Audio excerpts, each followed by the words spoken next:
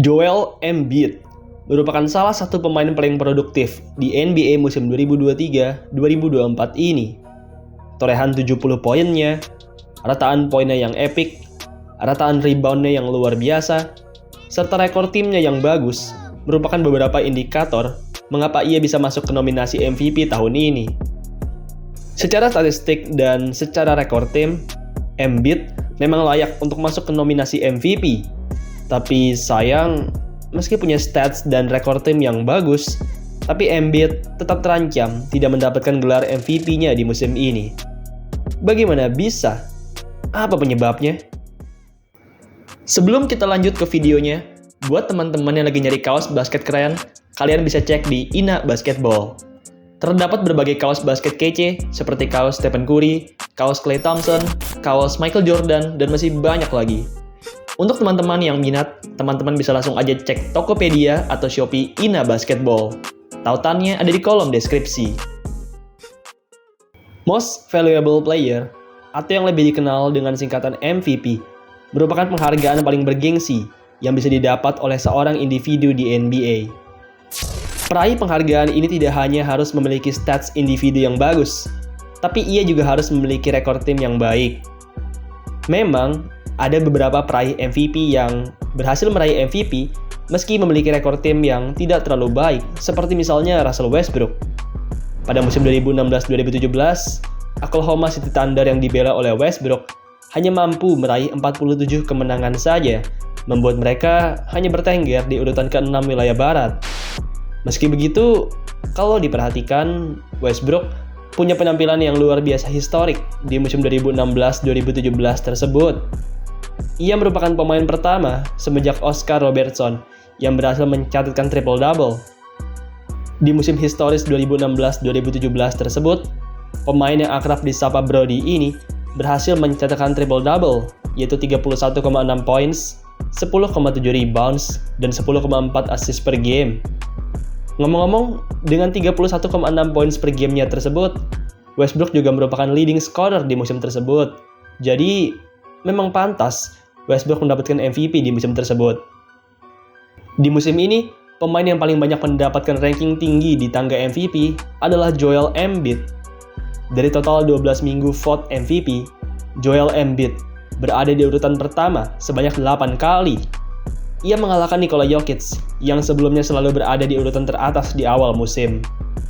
Sayangnya, saat ini, untuk menjadi seorang MVP, seorang pemain tidak hanya harus punya statistik dan rekor tim yang bagus, tapi mereka juga harus mempunyai tingkat kehadiran yang tinggi. Semenjak off-season 2023, Komisioner NBA membuat peraturan baru, yaitu untuk menjadi seorang MVP, seorang pemain harus bermain pada minimal 65 pertandingan. Peraturan ini sendiri bisa muncul ke permukaan bukan tanpa alasan.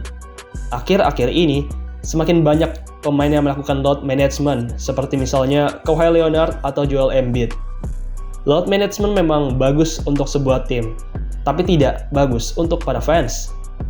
Selain tidak bagus untuk para fans, load management juga dianggap sebagai cara yang curang untuk meraih pencapaian yang baik di playoff. Adanya peraturan minimal bermain sebanyak 65 pertandingan ini menurut saya merupakan suatu hal yang bagus. Karena, menurut saya, seorang pemain hebat juga harus selalu hadir untuk tim mereka. Nah, di NBA musim 2023-2024 ini, Embiid terancam gagal memenuhi syarat 65 pertandingan tersebut. Saat ini saja, Embiid telah absen pada 12 game karena cedera ringan atau istirahat. Jadi, ia hanya boleh tidak bermain pada maksimal 5 game lagi untuk bisa mencapai target 65 game dalam semusim. Baru-baru ini, di laga melawan Golden State Warriors, sang peraih 7 kali All-Star ini tiba-tiba saja mendapatkan musibah. Di tengah perebutan bola, lutut dari Embiid tertimpa badan dari Jonathan Kuminga. Akibat tertiban tersebut, Embiid pun saat itu mengalami cedera lutut dan harus keluar dari pertandingan. Menurut beberapa laporan, sebelum tertimpa oleh Kuminga, Embiid ini sebenarnya sudah mengalami sedikit cedera. Ia terlihat beberapa kali berjalan terpincang-pincang, menandakan bahwa ia memaksakan dirinya untuk bermain di laga melawan Warriors tersebut.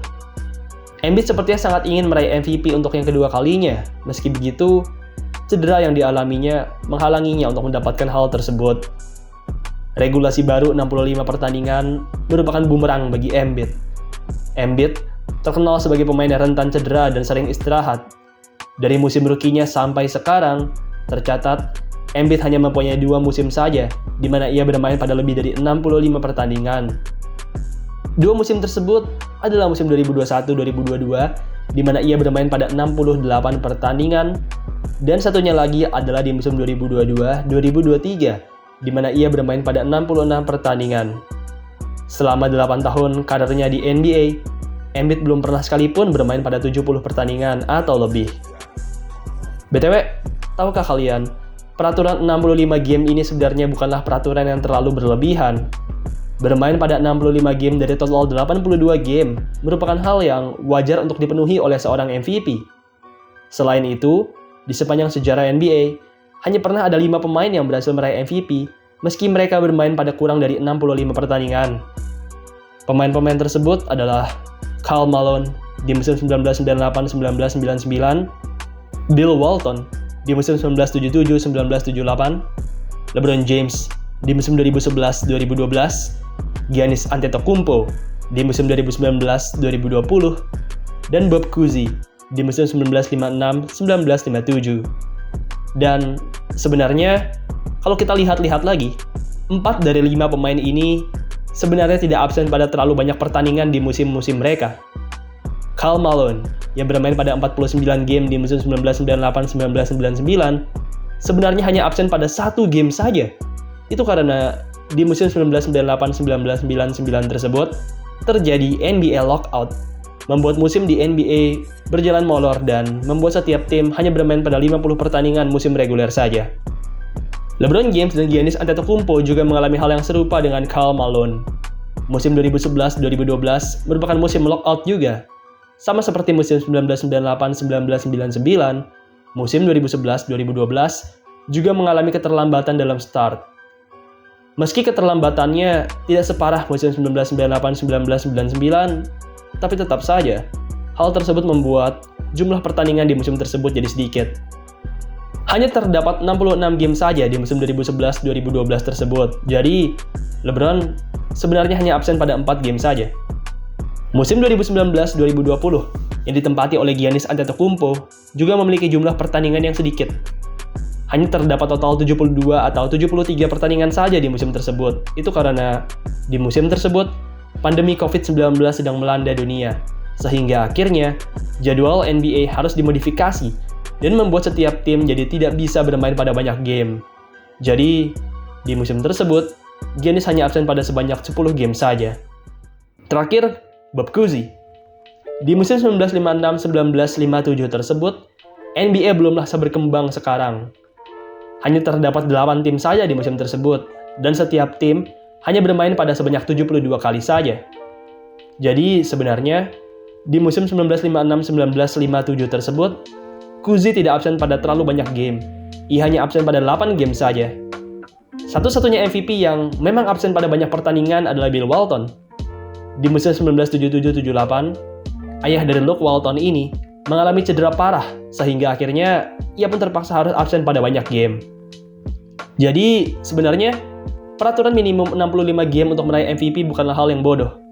Itu merupakan aturan yang bagus. Bagaimanapun, aturan 65 game ini juga berlaku bagi peraih All-NBA. Saat ini, peraih All-NBA harus memiliki minimal 65 game di sebuah musim. Menurut saya, hal ini bukanlah hal yang terlalu bagus. Untuk MVP, ya, boleh saja peraturan tersebut diterapkan.